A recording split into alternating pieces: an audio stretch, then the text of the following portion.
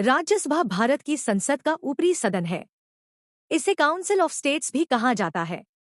इसमें राज्यों और केंद्र शासित प्रदेशों के प्रतिनिधि होते हैं।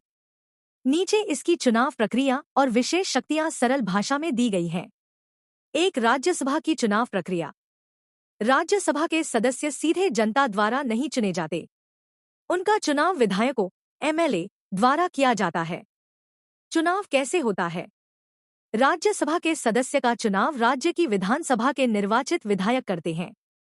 चुनाव प्रोपोर्शनल रिप्रेजेंटेशन और सिंगल ट्रांसफरेबल वोट प्रणाली से होता है।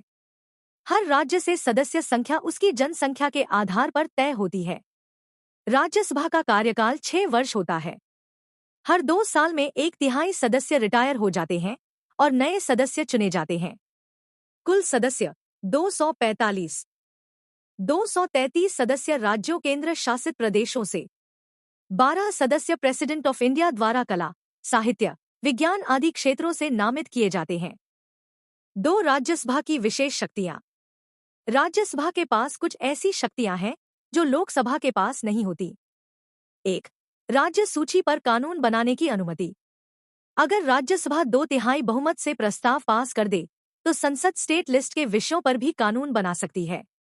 2. अखिल भारतीय सेवाएं बनाना।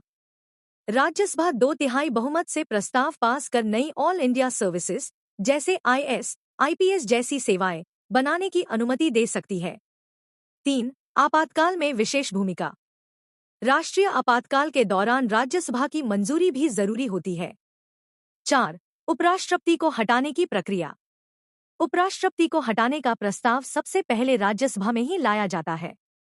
संक्षेप में, राज्यसभा राज्यों का प्रतिनिधित्व करती है और संसद में संतुलन बनाए रखने के लिए महत्वपूर्ण भूमिका निभाती है।